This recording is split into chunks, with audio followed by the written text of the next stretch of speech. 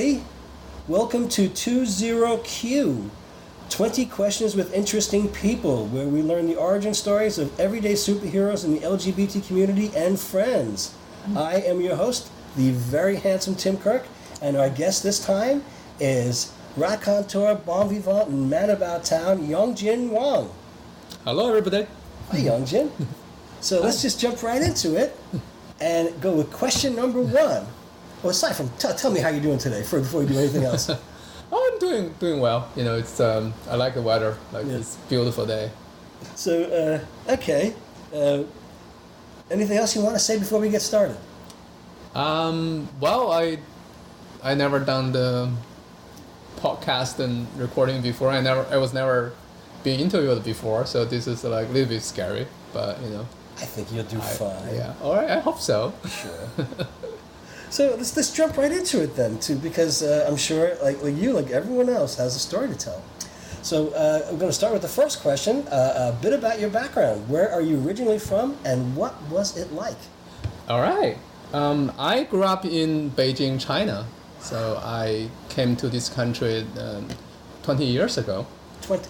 Yeah, so I've been in the United States for 20 years now, but you know, I spent a pretty big chunk of my life in China. That's where I grew up. And what was it like in China? Yeah. It was a very interesting time. When I was born, the country was still very poor.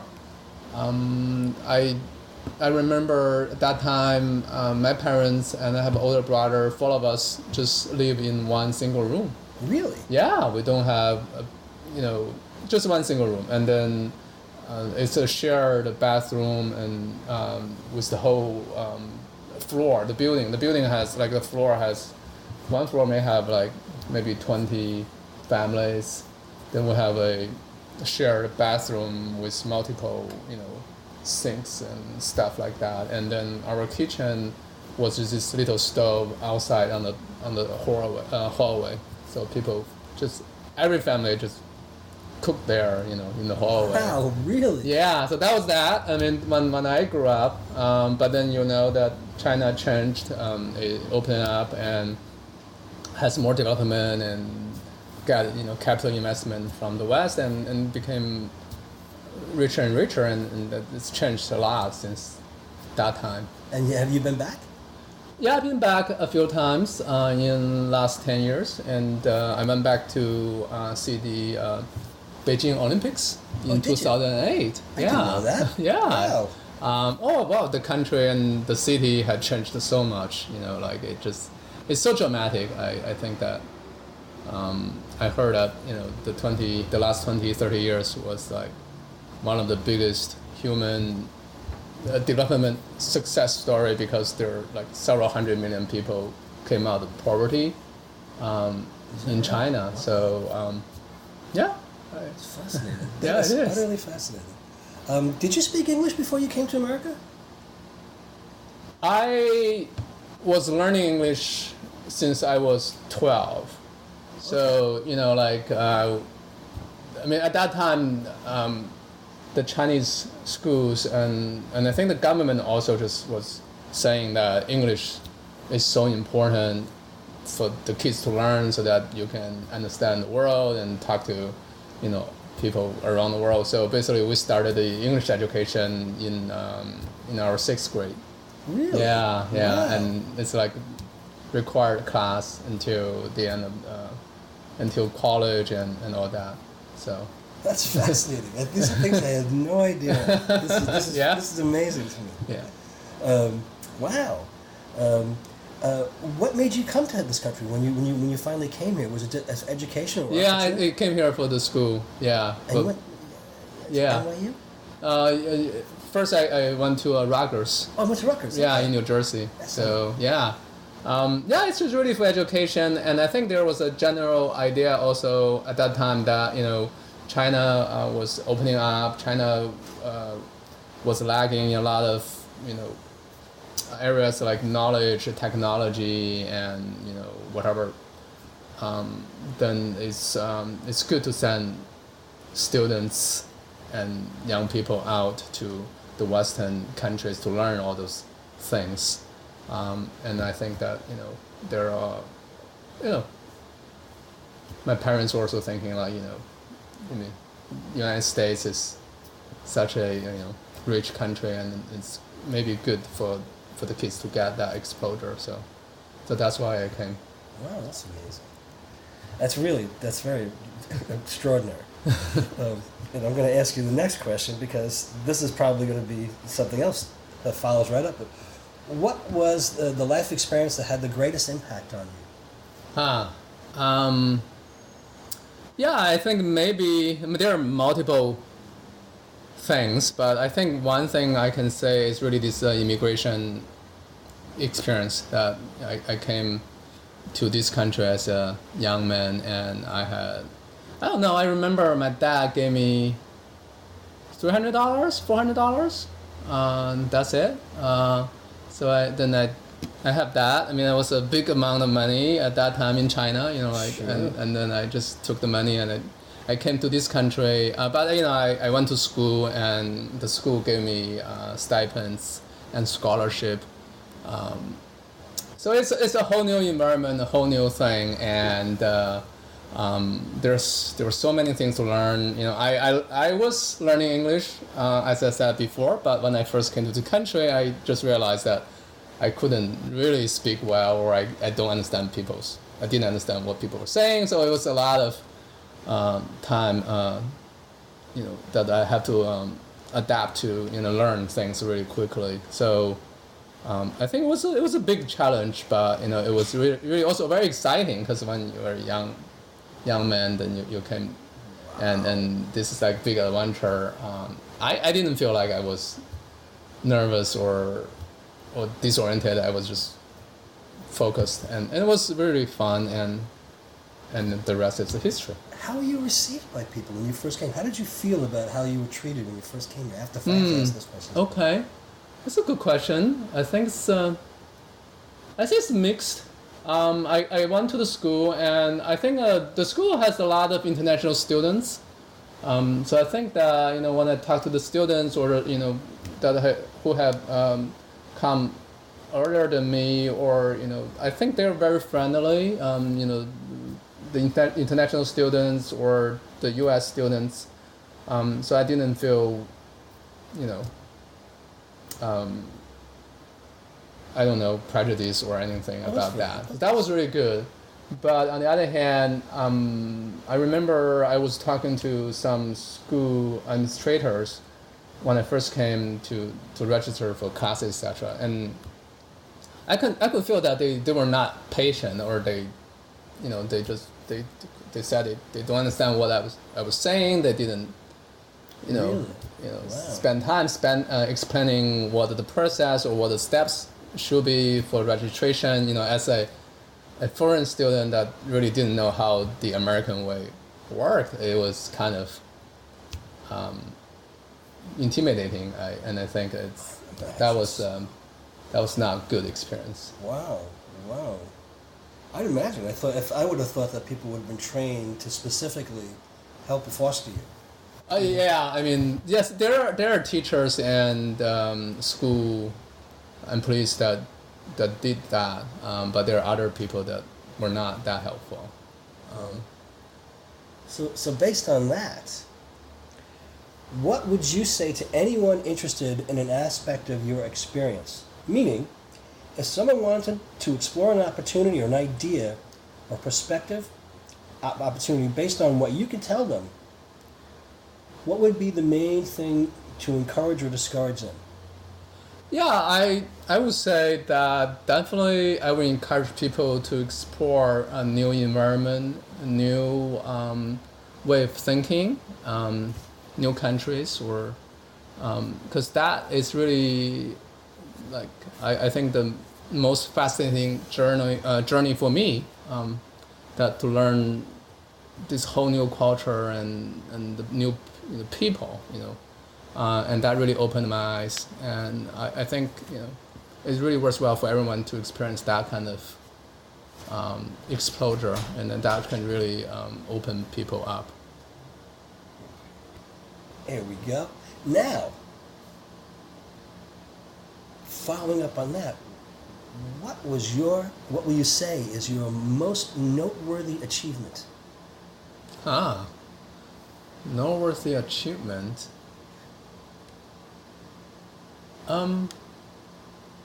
Well, I think that. Well, I came to this country. I learned the language. I established myself. I stayed. I found my husband. I got married, and here I am. So I guess that's a lot of achievements. Yeah. That's pretty. I'm just floored by this. And of course now, because you can tell you have quite a distinct perspective. So I'll have to ask you, what was the biggest personal challenge you have faced? A personal injury, a seemingly overwhelming task, a personal professional goal, a difficult situation you had to overcome, and I know you already did. It's just remarkable. Yeah, I think that. Yeah, it is a challenge, and it is a very, very big challenge. Yeah, coming to this country, but it's also such a big adventure for me, and I think I just persevered, and I really worked hard, and I never felt like down or anything when there are like setbacks. When there were setbacks. I remember that when I was in school, I was worried about how I could find a job, so I was just really talking to people and asking around and trying to figure that out. So it took time, step by step. I think it's a kind of typical immigrant story of how you just try to establish yourself, one bit at a time. Eventually, if you just keep getting at it, you'll get it down. So. Okay, I can't argue with that. My mom was an immigrant, even though my dad's from here. My mother was from Ireland, and she had everyone has their own struggle and their own journey. Right. And she had her own story to tell, and her own story growing up in Ireland was like Charles Dickens. Yeah, I could imagine. Right. Yeah, I read some books about the time there. Yeah, I used to call it, Angela's Ashes by Frank. Yes, exactly. I said it was Copperfield's Ashes. That's my mother's life. Oh, wow. It was sort of like that. It was pretty tough. But you have an extraordinary story to tell. So following up on that is, what would you say is the transformational moment of your life?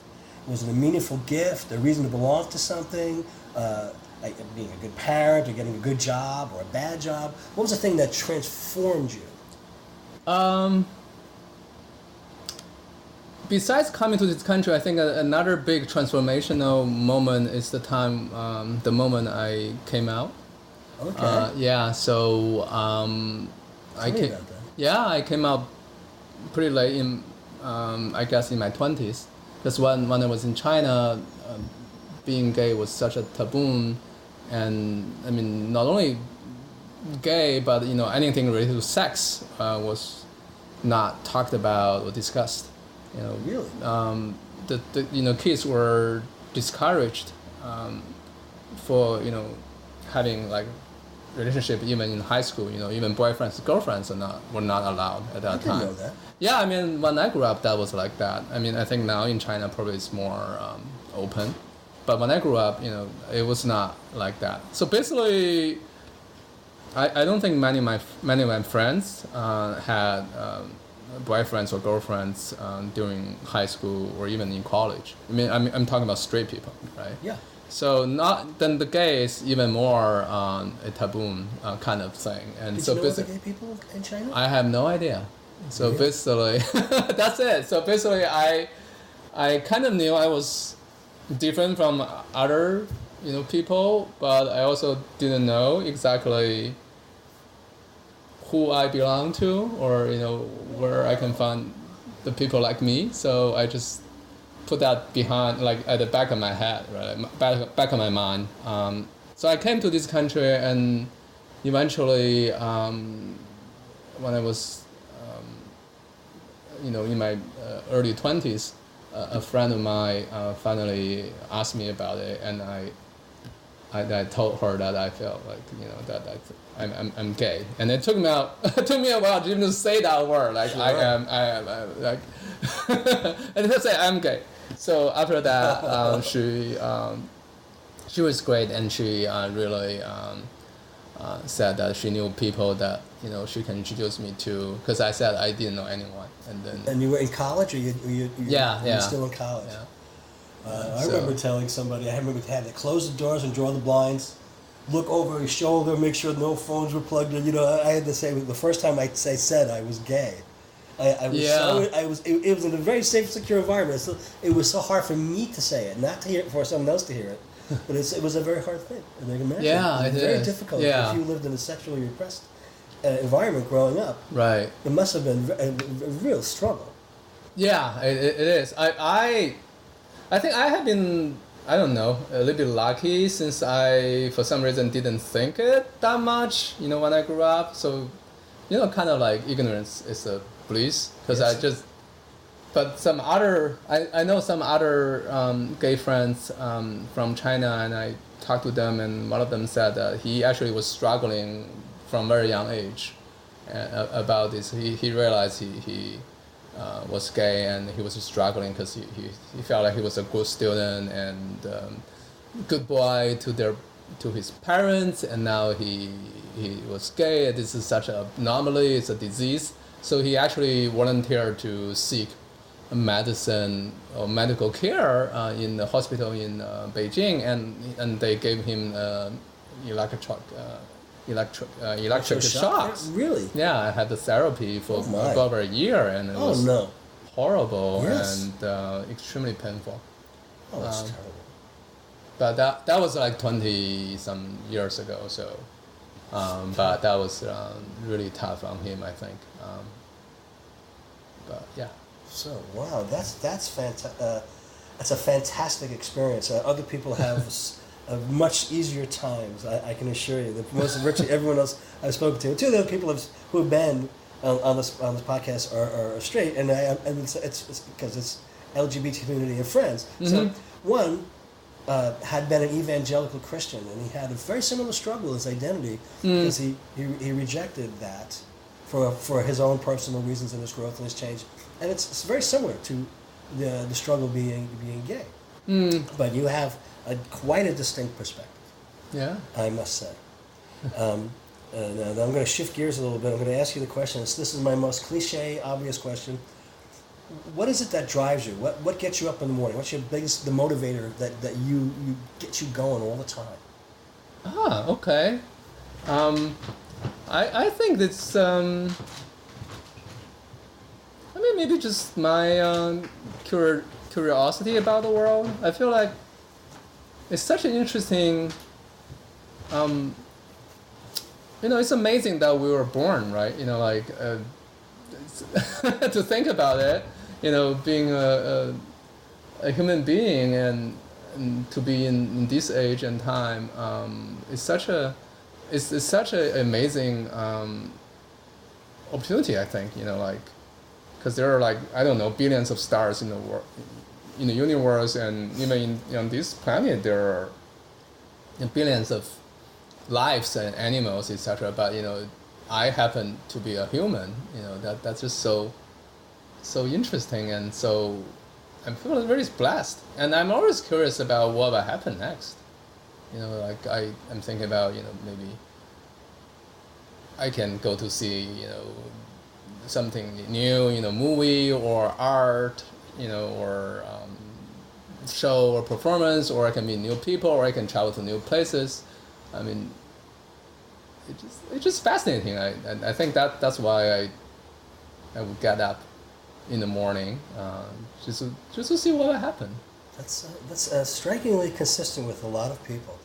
Really? Yes, okay. Yes. They see either opportunity or a curiosity or possibility. Yeah, so right. Yeah, it sounds like it's a fundamental human desire or drive.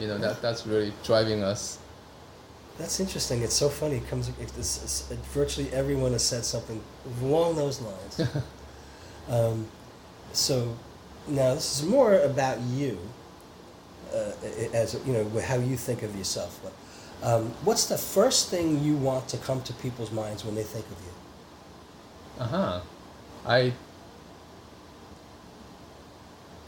I would like people to think I'm a very considerate and conscientious person. So I think I have been always respectful and thoughtful when I interact with people, and have respect and to everyone. So I think that would be something that I would like people to think. I know I'm smart and I'm loving and I'm fun. But yeah. Yes, I'm not going to disagree with any of those things. And it's funny, it's just a lot of people, the word being considerate comes up again. Oh, wow, okay. Yes, you're in good company. For me, I have my own definition of this, and everybody has their own definition. Yeah. This is a striking question because everyone has a very personal take on this, but what is your Zen? What is my Zen? That's an interesting question.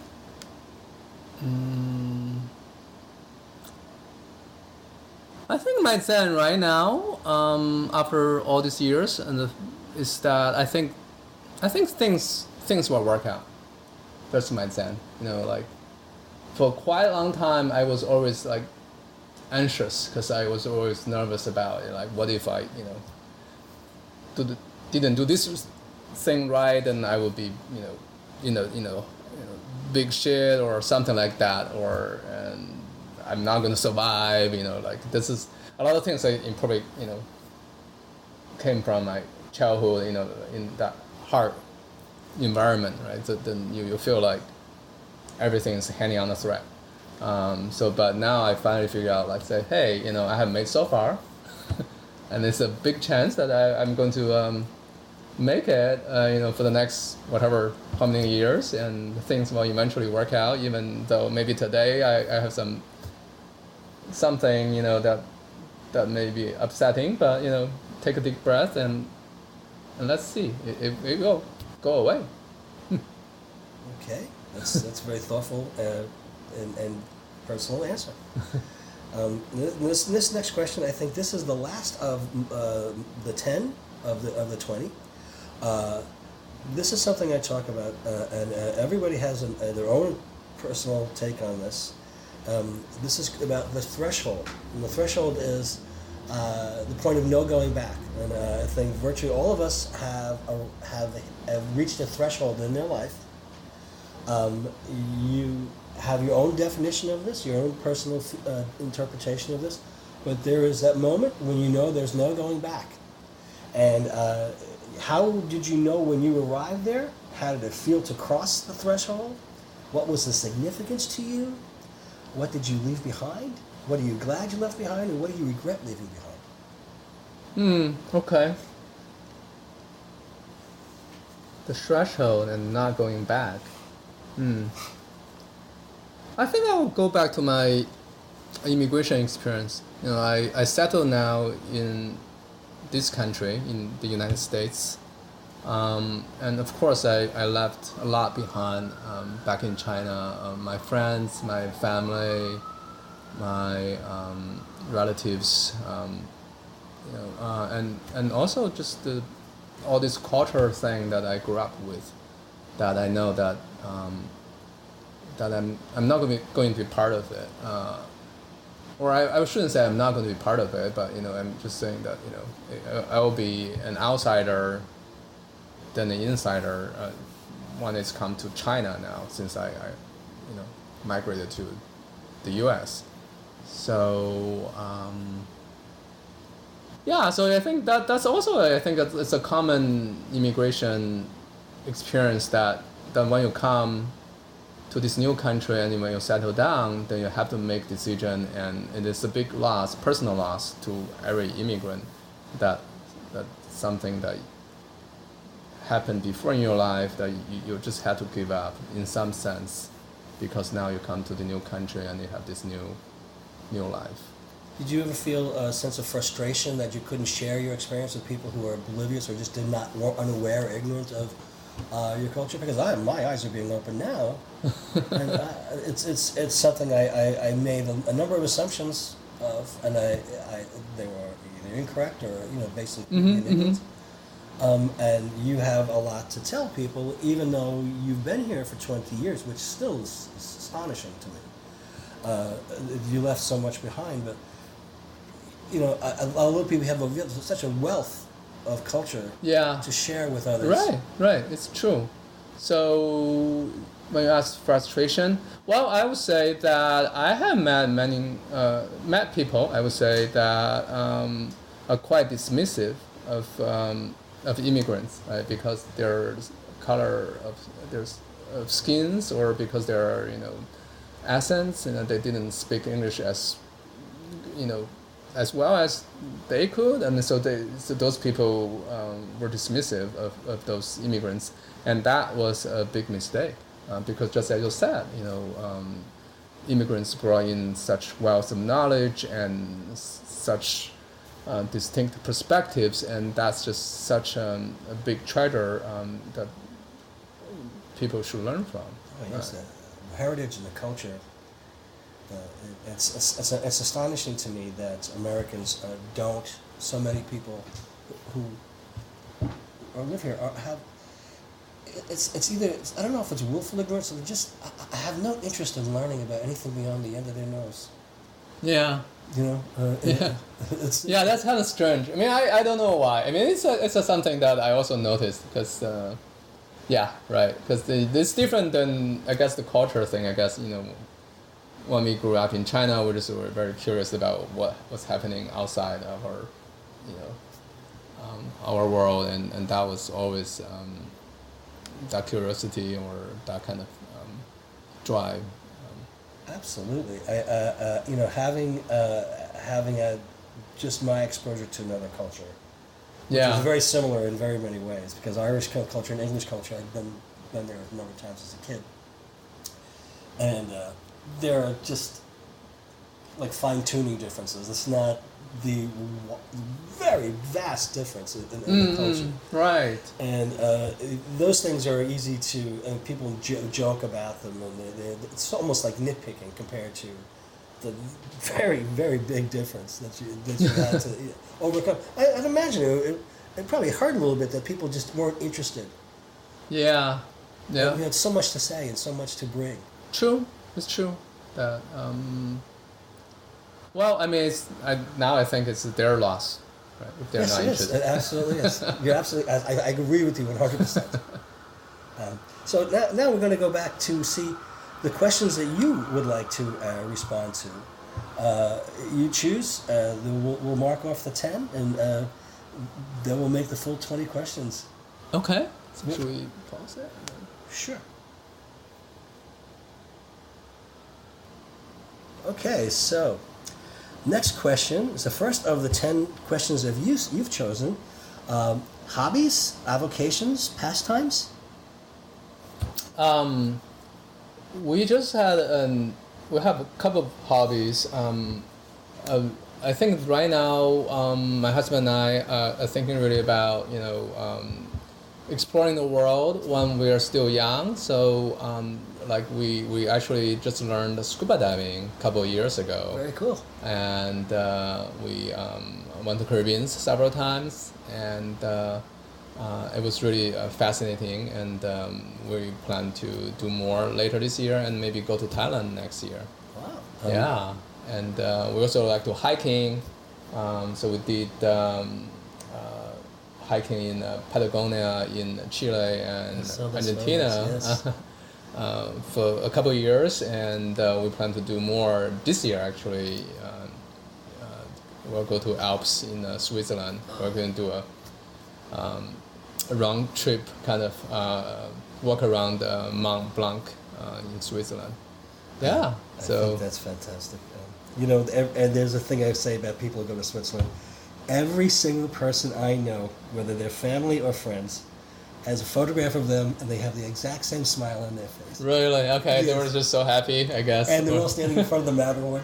Oh, the Matterhorn, yeah. It's just had this beaming smile. It's such a beautiful, breathtakingly beautiful. Right. Place. Okay, so the next question. This is a good question. Who do you read? Who do I read? There are a few authors I really love.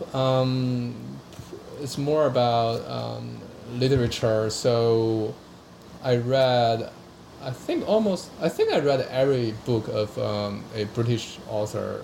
His name is Alan Hollinghurst.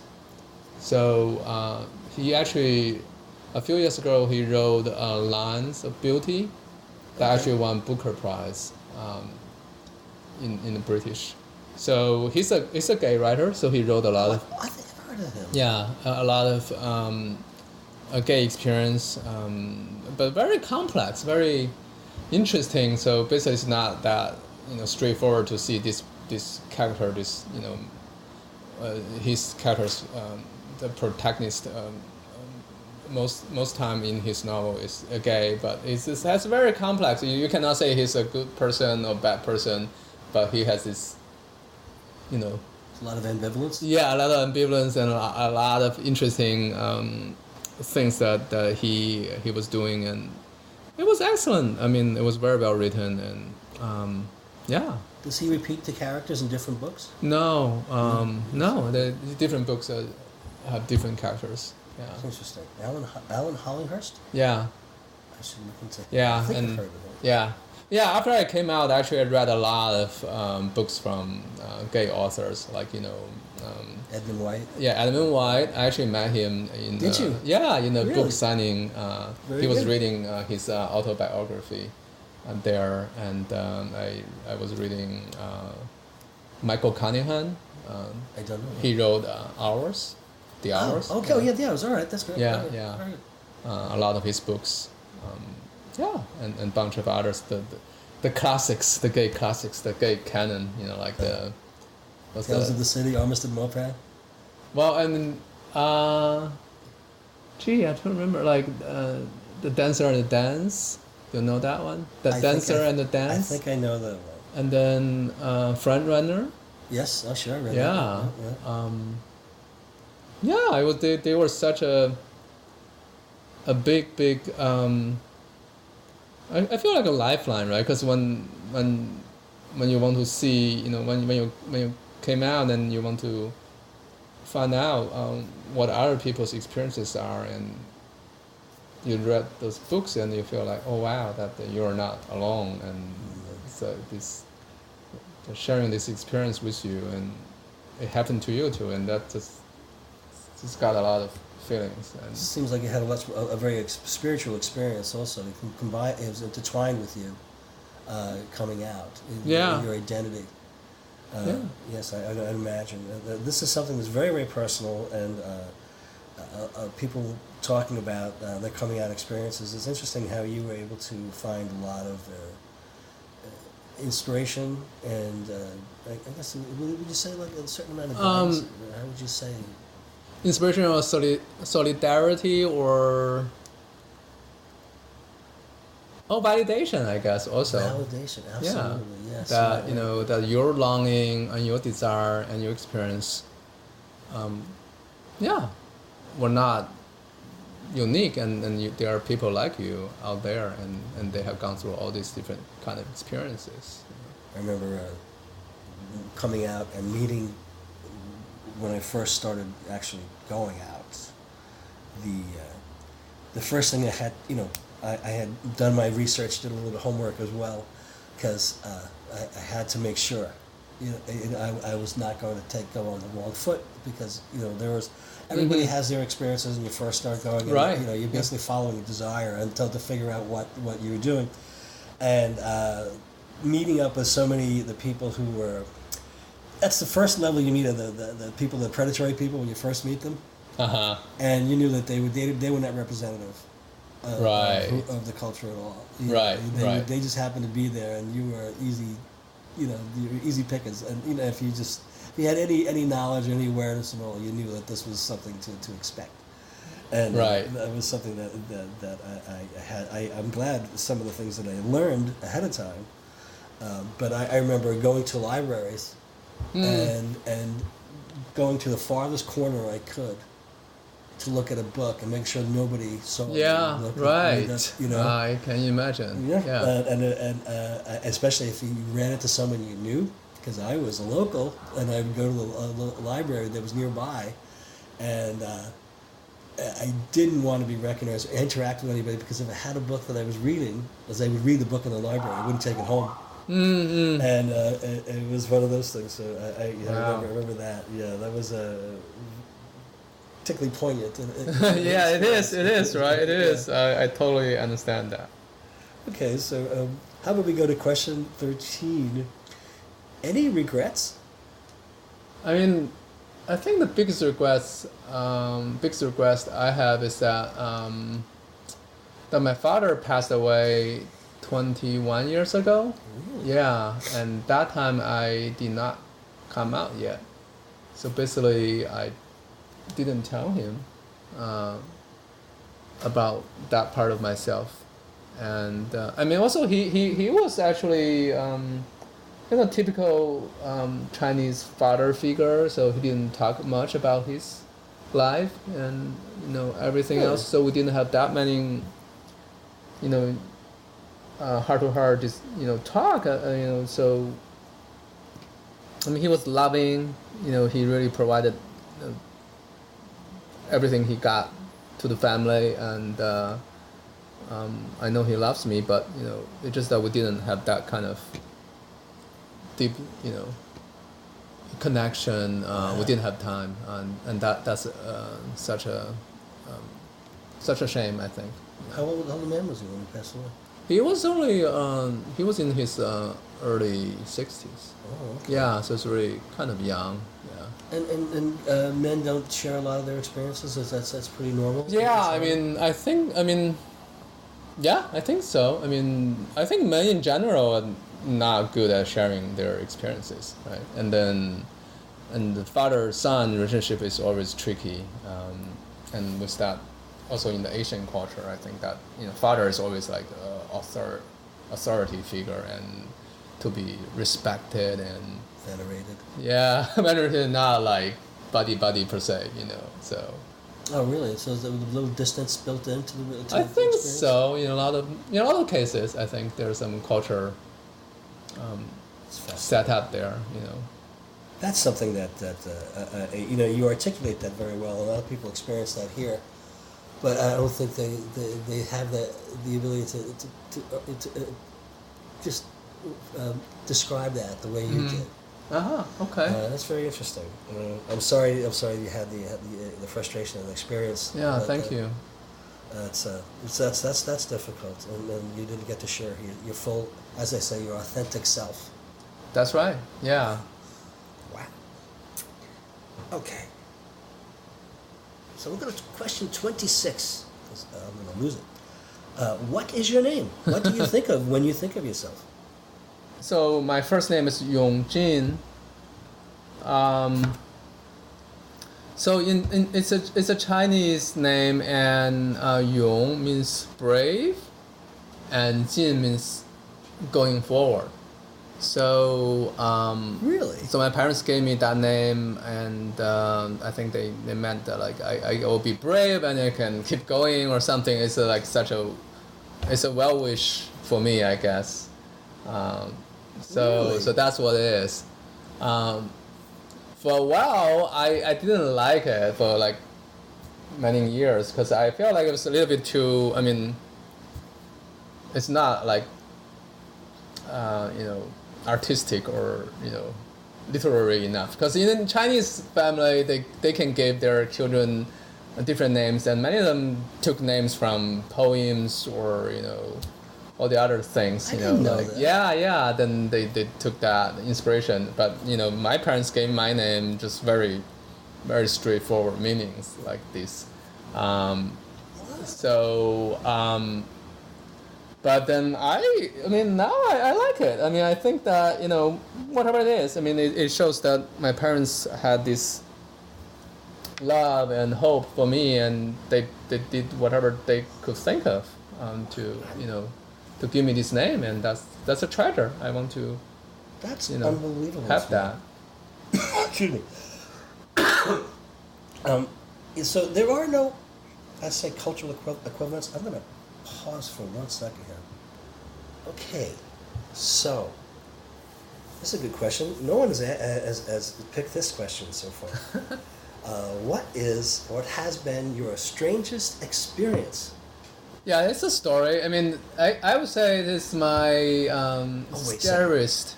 You know what? Can we stop for a second? Before we go further, I am utterly fascinated by the story of your name. And I don't think I spent enough time asking that question first. Okay. Because, I always thought that there would be an equivalent to like Bobby and Tommy and Michael and James.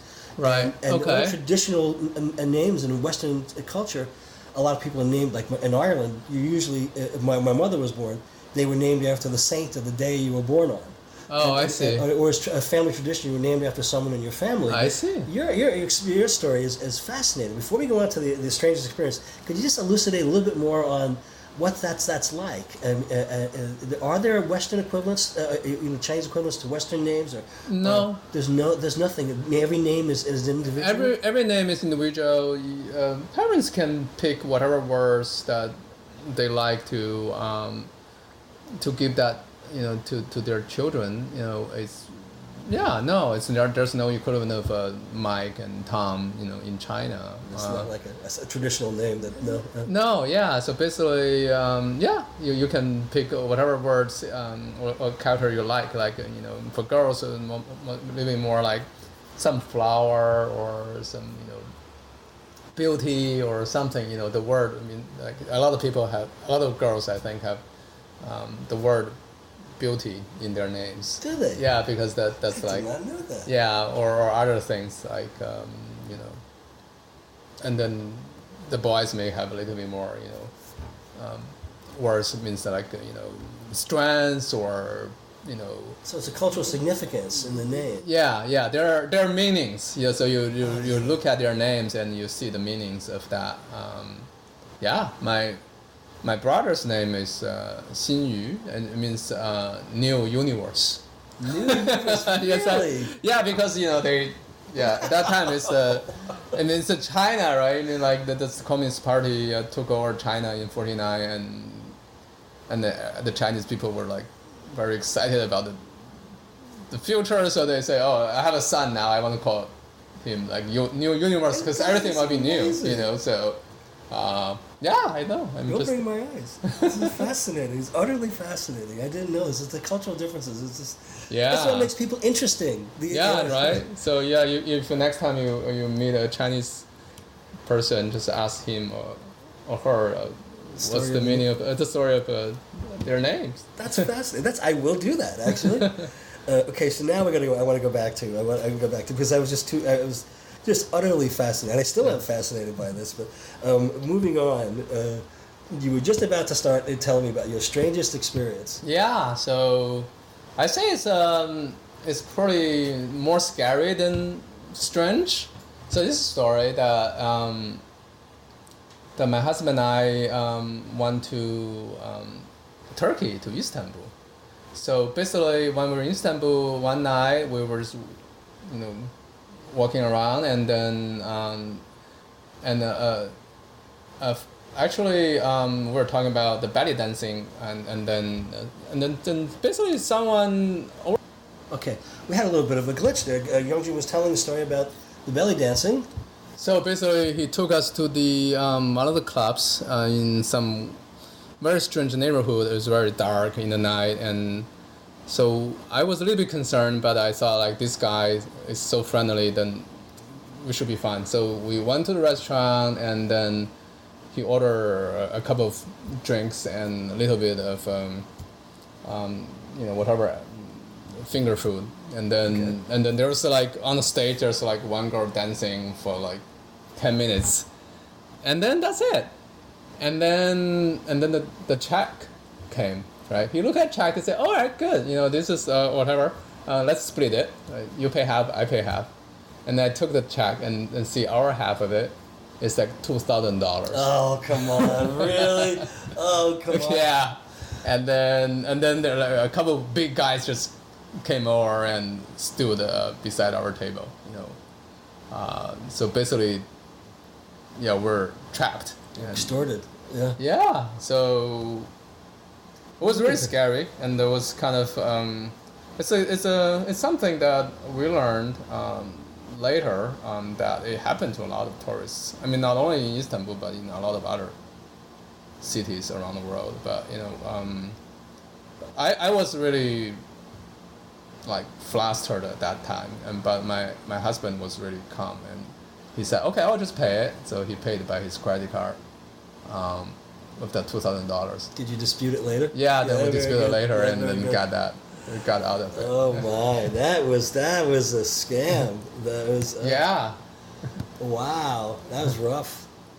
That's nothing you want to happen to you on vacation. Right. Yeah. Now I learned that when you're on vacation, if you want to interact with local people, you're free to do that. You approach them, right? If people approach you don't. Very wise. Do that. All right then. Wow. Okay, that must have been scary. Going on to number 33. Is there anything you cannot live without? Books, I would say. I love reading books, and I read a book every day. And do you? Yeah, I do. On the subway and on the train ride.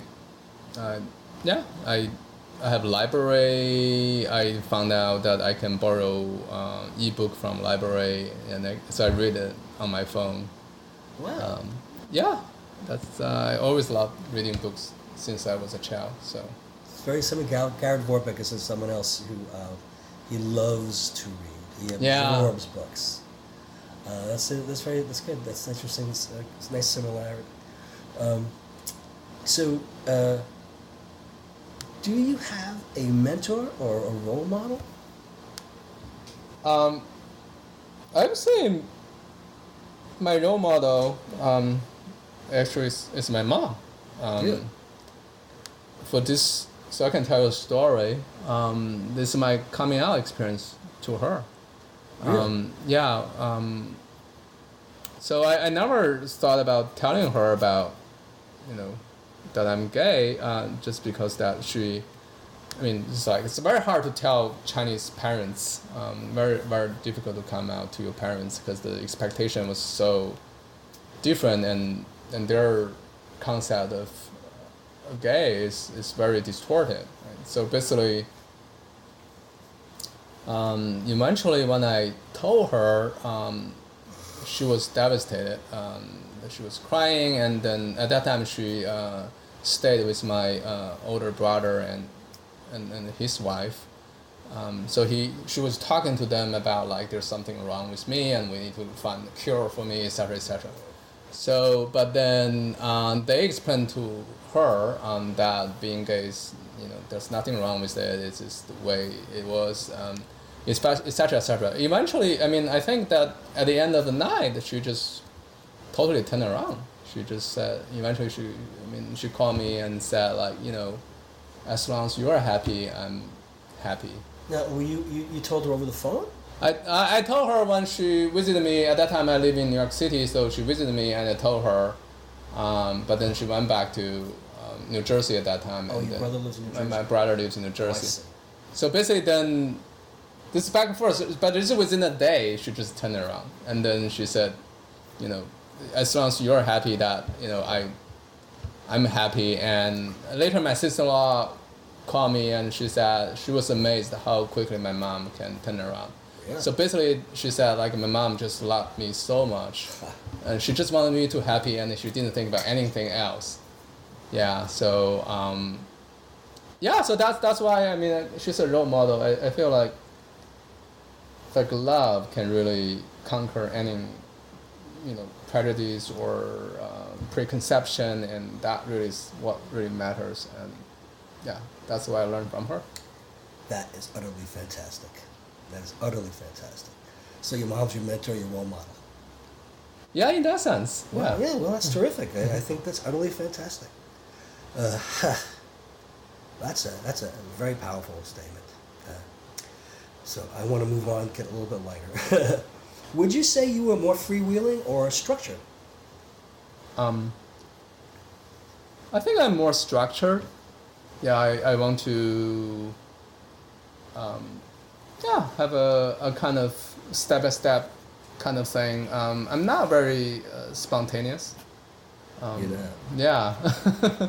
I don't know. I think that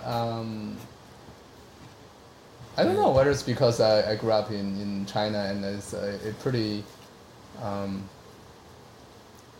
I think strict environment that you got this training about, you need to do things, you need to have discipline, or you are being,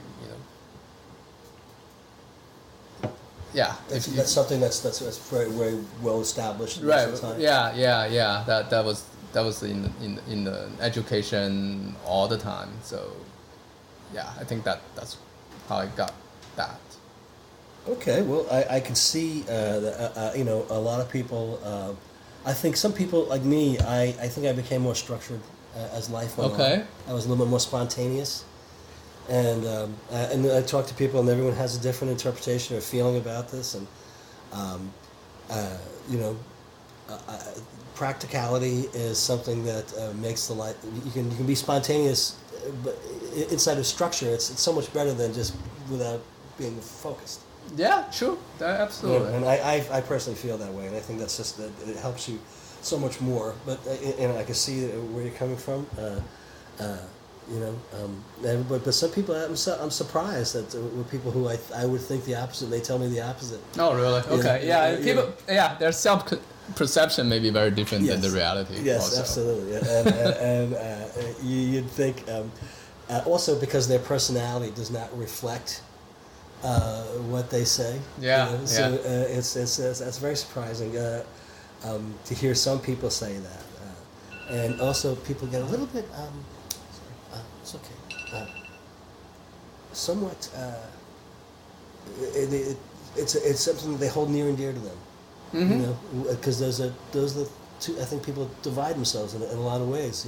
Spontaneous. Well, yeah. Okay. True. Yeah, I can see that. So we're at the 8th question of our 10.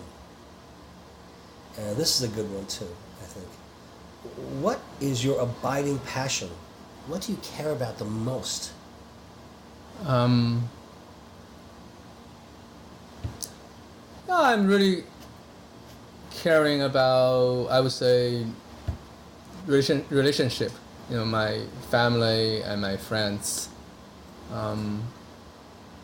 I think this is what life is about. Fortunately, I grew up with loving parents and loving brother, and then later I made a lot of good friends throughout my different phases, and now I have a big group of loyal friends, a lot of Chinese gay men that that we met through this kind of it's not a network, but somehow we just knew one from the other through the friends and friends, and it's an informal network. Yeah, so it's an informal network, but it's just that because we share this unique experience and unique identity, and we just feel so strongly.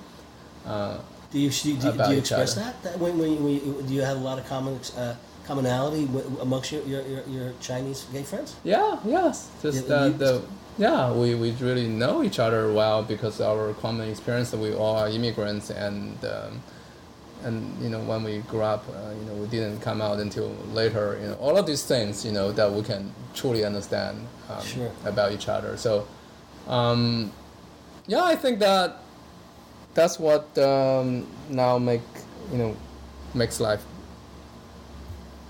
more fulfilling because they're there for me. Okay, that's a pretty fantastic answer. So now we're going to coming to the last question.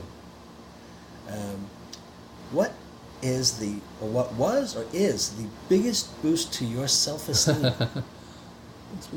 Was that 59? Was that the one you chose? Yes, it is. I would say just one recent boost, I guess. It's a story that how I learned scuba diving. Just the backstory is that I grew up I was always like a short kid when I grew up. So I was not like physically as strong as some other kids at my age. And then in the playground, I was like kind of bullied or like pushed around, a lot. So I never had like a lot of confidence in my own physical strength or capability. So when we decided to do scuba diving and we did the class and training and got our license, and we went to Caribbean to start the actual dive. And when I first dived, I just, for some reason, I couldn't breathe underwater, and I have this panic attack. I never had panic attack before, but this was happening. I was hyperventilating. I couldn't breathe, so I have to quit the dive at that time. And I thought about like maybe just I was not strong enough, or I'm too old for scuba diving. Maybe I shouldn't do that anymore. After that, but then after a couple of months, I thought, hey, I want to try it again. Why should I give up? This is something I can test myself and challenge myself.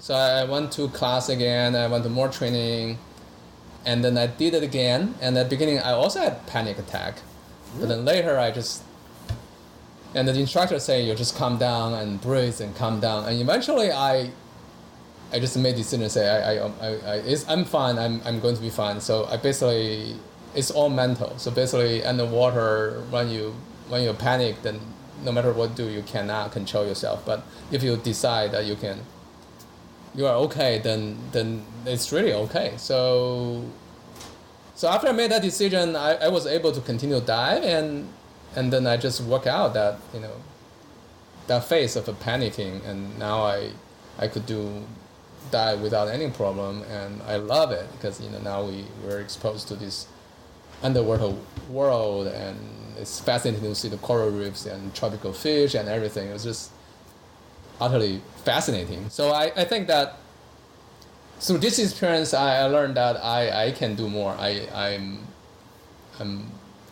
as strong as anyone else. I can have adventure and explore the world. That there's nothing, there shouldn't be anything that will stop me, except only if I want to stop myself, then that's that. So wow. And I you strike me as someone who's just so centered and so calm all the time.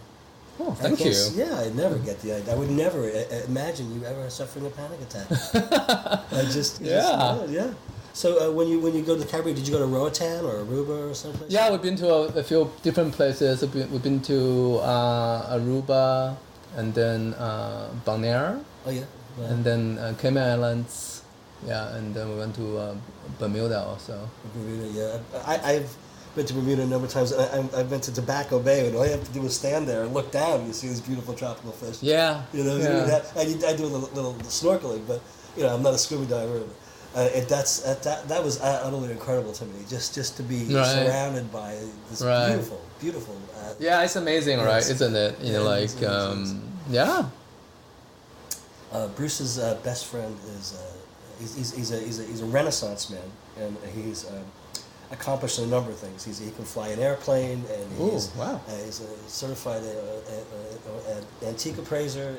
He's graduate of the French Culinary Institute, and he's he had been, he still is, I would imagine, a scuba instructor.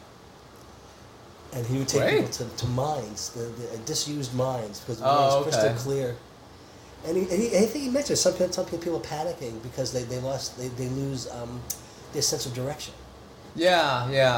I think that it's tricky. Yeah, there are a lot of, there could be physical issues when you have like oxygen poisoning, etc. That when you're underwater, or it's purely mental that some people panic. And scuba diving, I read 90%, or not 90%, like maybe 70% of the accidents or the deaths was caused by just pure panic. Really? Really, yeah. I did not know that at all. That people just panic and they bolted up to the surface, and either they got,